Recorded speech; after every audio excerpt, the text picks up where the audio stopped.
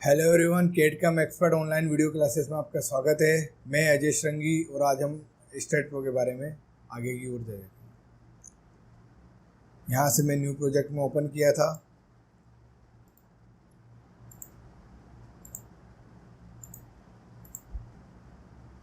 ठीक है, last video में हम इसका इंट्रोडक्शन देख चुके थे। उसके बाद ये हमारा ग्रिड सिस्टम होता है। ठीक है, जनरली स्टेट प्रो हमारा दो सिस्टम के ऊपर बेस्ड है। एक है हमारा कोऑर्डिनेट सिस्टम और एक है हमारा ग्रिड सिस्टम। ग्रिड सिस्टम में हम किस तरह से यूज़ करते हैं वो आज हम देखेंगे। ग्रिड सिस्टम में सबसे पहले की जो ये मेरे दो कॉलम्स और एक बीम मैंने क्रिएट किया है। ठीक है, इसको मैं यहाँ से सिलेक्ट कर सकता हूँ और ये हमारा डिलीट होगा। मैं जो भी की प्रेस करूँगा ये साइड में आपको यहाँ पे नंबर नज़र आएगा।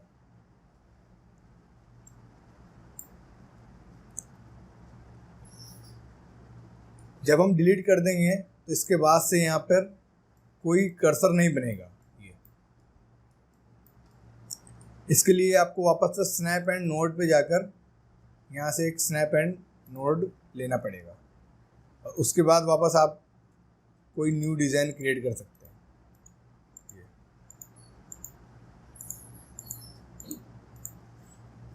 अगर आप स्केप कर देते हैं तो उसके बाद वापस से आपको केवल ये सिलेक्शन मेथड का ही काम करेगा। ये कर्सर कोई नोड नहीं लेगा। यदि आपको नोड लेना है तो आप वापस से यहीं से स्नैप एंड बीम ले सकते हैं।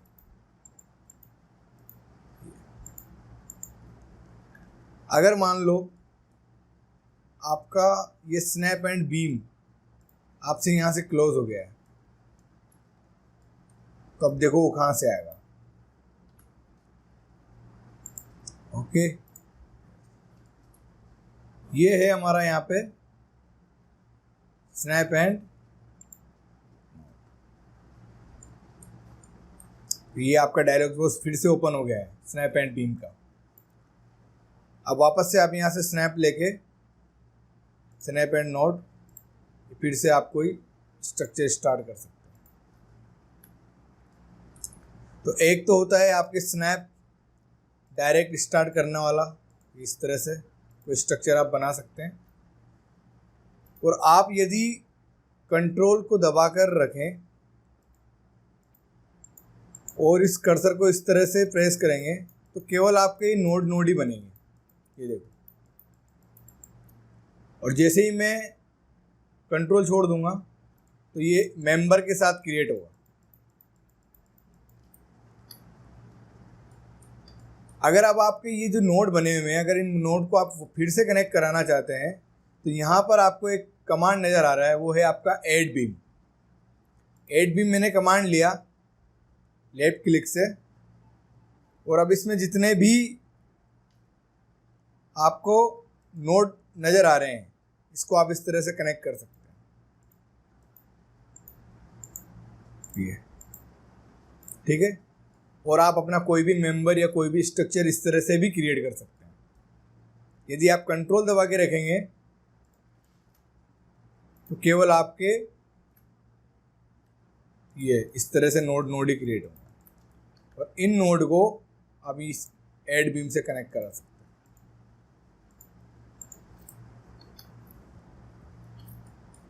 सिलेक्शन मेथड की सहायता से आप वापस से इसको सिलेक्ट करके यहाँ से डिलीट कर सकते हैं।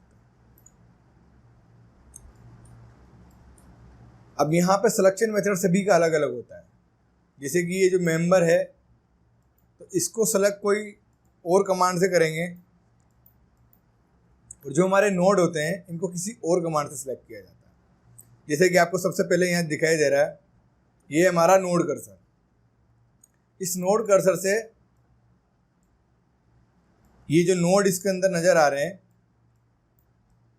ये नोड हम नोड कर्सर से सेलेक्ट कर सकते हैं। और जो आपके मेंबर हैं ये मेंबर को देखो मैं सिलेक्ट कर रहा हूँ तो ये नोड कर्सर से सेलेक्ट नहीं हो रहा है। इससे केवल नोड ही सिलेक्ट होगा और नोड ही आप इस तरह से डिलीट कर सकते हैं। उसके बाद यहाँ दिखाई दे रहा है आपका नीचे बीम कर्सर। इस बीम कर्सर से आप इन बीम को सेलेक्ट कर सकते हैं। अब इससे आपके जो ये नोड हैं ये सेलेक्ट नहीं होंगे, क्योंकि सभी ऑब्जेक्ट के लिए एक अलग अलग कर्सर बनाया हुआ है। नोड कर्सर के लिए नोड कर्सर अलग है, बीम कर्सर के लिए बीम कर्सर अलग है। ठीक है, इसको यहाँ से सिलेक्ट करके आप डिलीट कर सकते हैं। अब ये नोड कर्सर रह गए आपके, देखो वापस से यहाँ से नोड कर्सर लोगे, सिलेक्ट करोगे और ये डिलीट कर दो। अब आती है ग्रिड एडिटिंग। नेक्स्ट टॉपिक है हमारा ग्रिड एडिटिंग का। ये जो हमारा ग्रिड है इसको हम किस तरह से एडिट कर सकते हैं, इसमें हम क्या क्या चेंज कर सकते हैं, इसको हम किस किस एक्सिस पर ले सकते हैं और इसके अंदर हम कितना मैक्सिमम या मिनिमम कितना भी डिस्टेंस डाल सकते हैं, वो कहाँ से होगा उसके बारे में हम जानेंगे। ये जो हमारा स्नैप एंड नोड है इसके अंदर एडिट आ रहा है हमारा। इस एडिट को हमने क्लिक किया, देखो एक डायलॉग बॉक्स फिर से खुल के आया हमारे सामने, और ये है हमारा प्लेन और ये है हमारा एंगल। सबसे पहले एक्स वाई, एक्स जेड और वाई जेड, ये तीन प्लेन है। एक्स वाई प्लेन ये जनरली पहले से ही डिफॉल्ट है। जो हमारा ग्रिड था वो एक्स वाई प्लेन में पहले से ही नज़र आ रहा है, क्योंकि जो हमने इस डायलॉग बॉक्स को खोला है तो यहाँ एक्स वाई प्लेन में ये पहले से ही है, क्योंकि ये डिफ़ॉल्ट है। डिफ़ॉल्ट से मतलब कि जो सॉफ्टवेयर हमें पहले से ही गिवन देता है, जो सेटिंग हमें पहले से ही गिवन दी होती है, वो हमारी डिफ़ॉल्ट सेटिंग कहलाती है।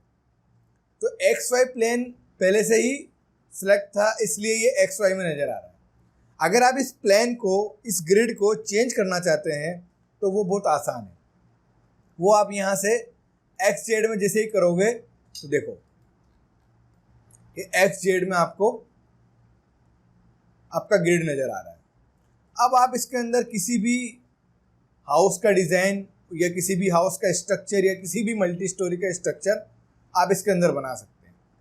अब 10 बाय 10 का तो कोई मल्टी स्टोरी होता नहीं है। अगर आप इसके अंदर किसी मल्टी स्टोरी का डिज़ाइन करना चाहते हैं तो इस ग्रिड के लिए और ज़्यादा स्पेसिंग करनी पड़ेगी। तो वो स्पेसिंग आप नीचे आकर देखेंगे तो यहाँ पर आपको नज़र आ रहा है स्पेसिंग। ये पर्टिकुलर 1-1 इसके अंदर डला हुआ है, मतलब कि जो ये स्पेस है ये 1-1 के डिस्टेंस में डला हुआ है। अगर आप इस डिस्टेंस को बढ़ा देंगे तो इस ग्रिड की साइज भी बढ़ जाएगी। अगर मैं यहाँ से इसको 5 कर देता हूँ, एंटर, तो देखो ये एक्स डायरेक्शन में 10x10, 10x5, ये आपका 50 हो गया। अगर जेड में भी आप करना चाहते हैं तो इसको भी 5 करके एंटर कर सकते हैं। अभी 50x50 हो गया है, मतलब कि आप इसके अंदर 50x50 का जो प्लॉट है उसका स्ट्रक्चर डिज़ाइन आसानी से कर सकते हैं। इससे कम भी कर सकते हैं लेकिन इससे ज़्यादा नहीं कर सकते।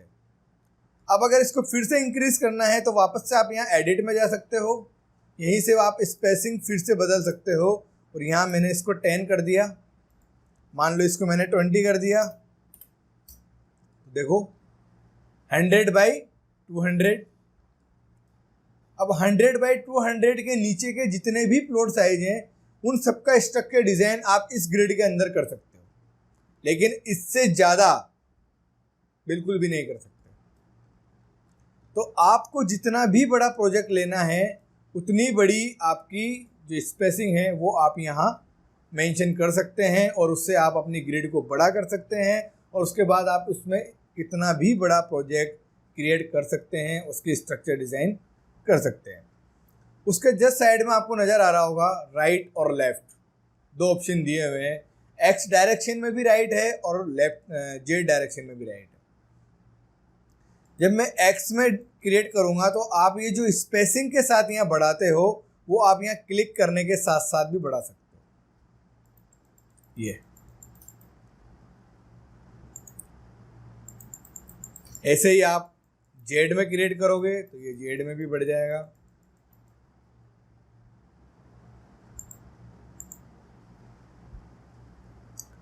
ठीक है। ऐसे ही आपको लेफ्ट में नजर आ रहा है, ये माइनस में जा रहा है, ये प्लस में जा रहा है, ये माइनस में जा रहा है। ठीक है, तो ये हो गया आपका ग्रिड का increase decrease spacing, X Y plane, Z plane, X plane, ये सारे प्लेन आप यहाँ से चेंज कर सकते हो। उसके बाद है एंगल, आप एंगल भी चेंज कर सकते हो, X Z, X X, Y Y, Z Z, ये आपके एंगल के लिए है। मान लो वाई वाई प्लेन में आप एंगल का डालना चाहते हो 45, एंटर, तो देखो 45 पे आ गया।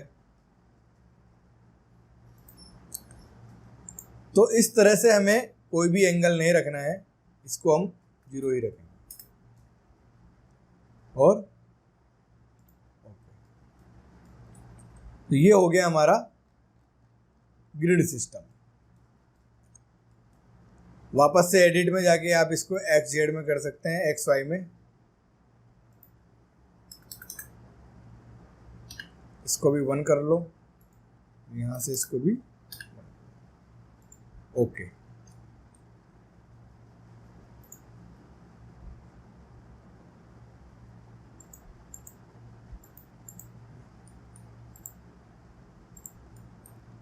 अब आता है हमारा ऑप्शंस। ये जो ग्रिड है इसको हम कितने कितने ऑप्शंस में चेंज कर सकते हैं या व्यूज में चेंज कर सकते हैं। देखो ये हमारी फ्रंट में है, या फिर हम इसको ज्योमेट्री बना के देखेंगे तो और ज़्यादा बेटर नज़र आएगा। जैसे कि मैंने कि कोई एक मेंबर, 3 मेंबर बनाए हैं, 2 कॉलम और एक, यहाँ से इसको देखोगे तो ये फ्रंट में नज़र आ रहा है, ये बैक में नज़र आ रहा है। फ्रंट और बैक ऑब्वियसली एक जैसे ही नज़र आएंगे। Left, top, bottom, 3D। अगर आप इसको चेंज करना चाहते हैं तो ये रोटेट, ये सब आप यहाँ से कर सकते हैं।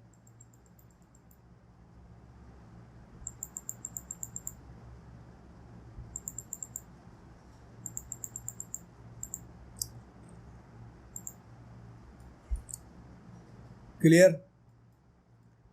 नेक्स्ट टॉपिक है आपका न्यू फाइल्स। अगर आपको बीच में वापस से कोई न्यू फाइल क्रिएट करनी है, यहाँ से फाइल में जाइए, फाइल से न्यू, यस, वापस से वही सेम जो मैं आपको लास्ट वीडियो में बता चुका हूँ।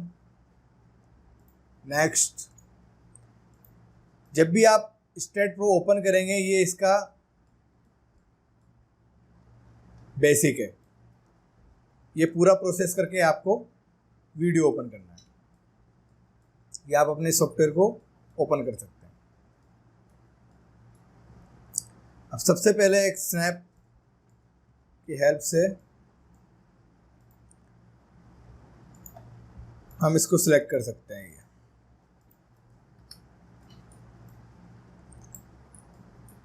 इसमें आता है आपका सबका इंपॉर्टेंट कमांड, अब है हमारा ट्रांसनेशनल रिपीट। ट्रांसनेशनल रिपीट से हम क्या करेंगे, सबसे पहले हमने ऑब्जेक्ट को सिलेक्ट किया, यहाँ से डिफॉल्ट ग्रिड में से आप इस ग्रिड को ऑफ कर सकते हैं। सिलेक्ट किया हुआ है, global direction X Y Z, आप जिस भी डायरेक्शन में इसको बढ़ाना चाहते हैं, इंक्रीज करना चाहते हैं, तो आप यहाँ इससे आसानी से कर सकते हैं। इसके अंदर और भी ऑप्शन है, और भी सेटिंग्स है, वो हमें भी पहले करनी पड़ेगी। सबसे पहले सिलेक्ट किया आपकी स्ट्रक्चर को, एक्स डायरेक्शन में मैं इसको इंक्रीज करना चाहता हूँ। स्टेप है 1, यहाँ से स्टेप बढ़ाई मैंने, स्पेसिंग है 5, लिंक स्टेप और ओपन बेस। ओके, ये देखो, अंडो करके आप वापस से उसी कंडीशन में आ सकते हैं। वापस से आप इसको सिलेक्ट करो, translational repeat, Y direction, step 2, link step,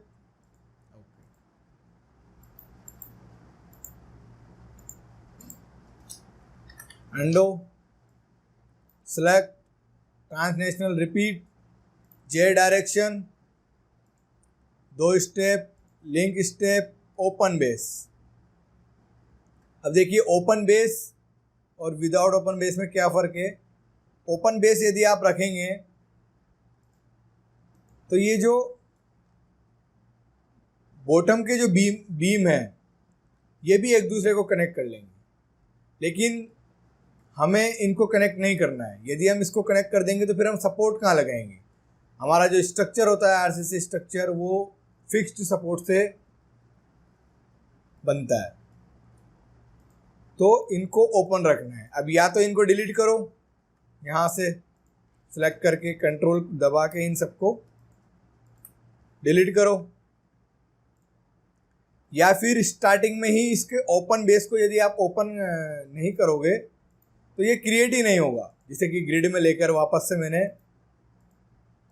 एक स्ट्रक्चर बनाया, ग्रिड ऑफ किया, select, translational repeat, Z direction, space, link step, open base यदि आप ओपन नहीं करोगे और ओके कर दोगे,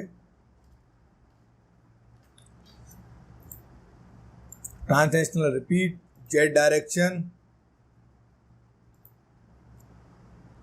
लिंक स्टेप, ओपन बेस, तो ये अब देखो आपको यहाँ नज़र आ रहा है आपका सपोर्ट नहीं है।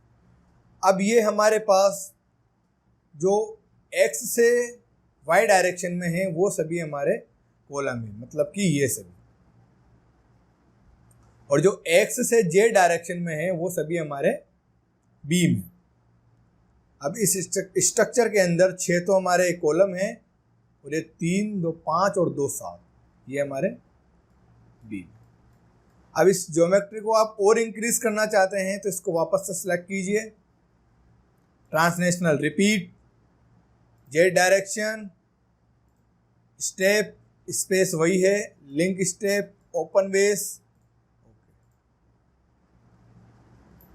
Select, translational repeat, x direction, link step, open base, clear. तो ये हमारा एक पूरा स्ट्रक्चर कंप्लीट हो चुका है। अभी ये केवल ग्राउंड फ्लोर कंप्लीट हुआ है। अगर हमें इसके फर्स्ट फ्लोर पर जाना है, वापस से इसको पूरा सिलेक्ट करो, Y direction, translational repeat, Y direction, step, link step, okay. ये देखो, तो ये आपका G+2 का स्ट्रक्चर रेडी है केवल ट्रांसलेशनल रिपीट कमांड की हेल्प से। तो ट्रांसलेशनल रिपीट बहुत ही इंपॉर्टेंट कमांड है, तो इसकी प्रैक्टिस आप कर सकते हैं। वापस से आप इसको सिलेक्ट करें, डिलीट करें और ओके। जितने ज़्यादा बड़ा स्ट्रक्चर आपका होगा डिलीट होने में वो उतना ही समय लेगा, क्योंकि फाइल में काफ़ी लोड हो जाता है। यहाँ से इसको यस करें, थोड़ा समय रुकना पड़ेगा, उसी के बाद वो ग्रिड ओपन होगी। नहीं तो कई बार सिस्टम हैंग हो जाता है, तो ऐसा ना करें, थोड़ा सा रुक सकते हैं। वापस से कोई न्यू कमांड, कोई न्यू स्ट्रक्चर आप यहाँ से ऑन कर सकते हैं। स्टार्ट किया,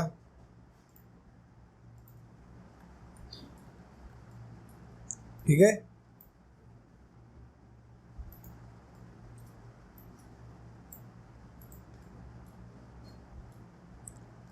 अब आता है इसमें स्पेसिफिकेशन,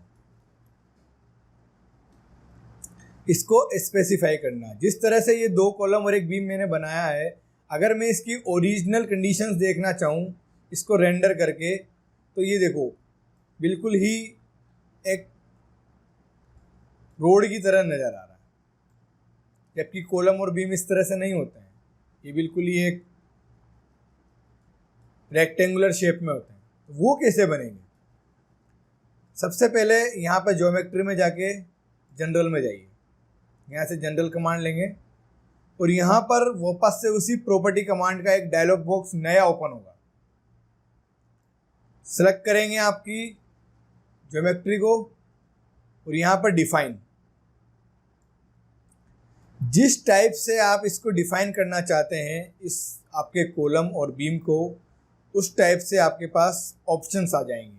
मतलब कि आप अपने कॉलम को सर्कुलर बनाना चाहते हैं, रेक्टेंगुलर बनाना चाहते हैं, या ट्रेपेजोइडल बनाना चाहते हैं, या टी शेप में बनाना चाहते हैं, एनीवन। सपोज मैंने इसको रेक्टेंगुलर में ले लिया।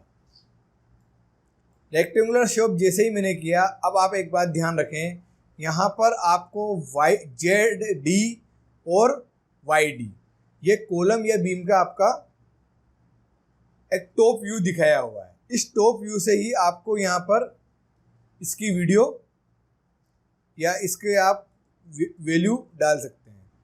जैसे ही आप इसकी वैल्यू डालेंगे ZD और YD, तो आप एक बात ध्यान रखें कि ZD इसकी विड्थ है, लेकिन यहाँ ये बाद में आ रहा है।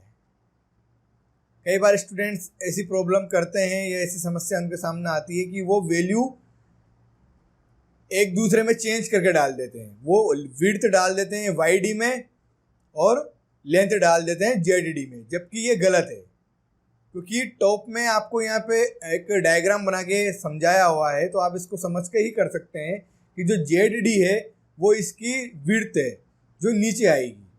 मतलब कि अगर मैं कॉलम की विड्थ लेना चाहता हूँ, मान लो मैंने इसको लिया 0.9 इंच और इसकी लेंथ लेना चाहता हूँ 1/9/1 का मैंने कोई कॉलम डिसाइड किया और इसको ऐड कर दिया। अब वापस से अगला है हमारे दो टाइप के मेंबर है इसमें हमारे पास, दो कॉलम और एक बीम। अब बीम के लिए मैं लेना चाहूँगा तो ये 0.9, इसके लिए मैंने एक अलग वैल्यू ले ली। अभी मैंने केवल ये वैल्यू डिसाइड की है, इस स्ट्रक्चर के ऊपर अप्लाई नहीं किए। ठीक है, अप्लाई करने के मेथड को इसके अंदर बोलते हैं असाइन करना। सबसे पहले ये मैंने कॉलम के लिए ली थी, सिलेक्ट किया, दोनों कॉलम को सिलेक्ट करो। एक तरीका तो ये है, आप डायरेक्ट इससे सेलेक्ट कर सकते हैं, लेकिन जब बड़ी ज्योमेट्री, अभी तो केवल आपके पास 2 कॉलम और एक बीम है, इसलिए आप आसानी से सेलेक्ट कर सकते हैं। लेकिन जब आपके पास बहुत बड़ा स्ट्रक्चर होगा, हजारों उसमें कॉलम होंगे, हजारों उसमें बीम होंगे, तो फिर शायद आपको सिलेक्शन करने में काफ़ी प्रॉब्लम आ सकती है। तो उसके लिए इसमें एक सिलेक्शन मेथड है। आप यहाँ से सेलेक्ट में जाइए और ये आपका आ रहा है बीम पैरेलल टू Y। तो उस ज्योमेट्री में आपके पास जितने भी Y एक्सिस में जितने भी मेंबर होंगे वो सारे सेलेक्ट हो जाएंगे और आप उसको असाइन टू सिलेक्टेड बीम करके आप इसको असाइन कर सकते हैं। अगला आपने बीम सेलेक्ट किया, बीम का आपका ये वाला वैल्यू है, बीम सेलेक्ट किया और assign to selected beam, assign. अब जो डायमेंशन आपने कॉलम के लिए डिसाइड की थी और जो डायमेंशन आपने बीम के लिए डिसाइड की थी, वो दोनों आपने असाइन कर दी है दोनों के ऊपर। अब देखते हैं इसके अंदर और इसकी ज्योमेट्री में क्या फ़र्क आता है। यहाँ से रेंडर करके देखेंगे तो ये देखो, आपके दोनों कॉलम और एक मेंबर बीम रेडी है। तो ये होता है आपका स्पेसिफाई करने का तरीका। आप किसी भी मेंबर को क्रिएट कैसे करेंगे और उसको स्पेसिफाई कैसे करेंगे, ये आज हमने इस वीडियो में देखा है। Thank you.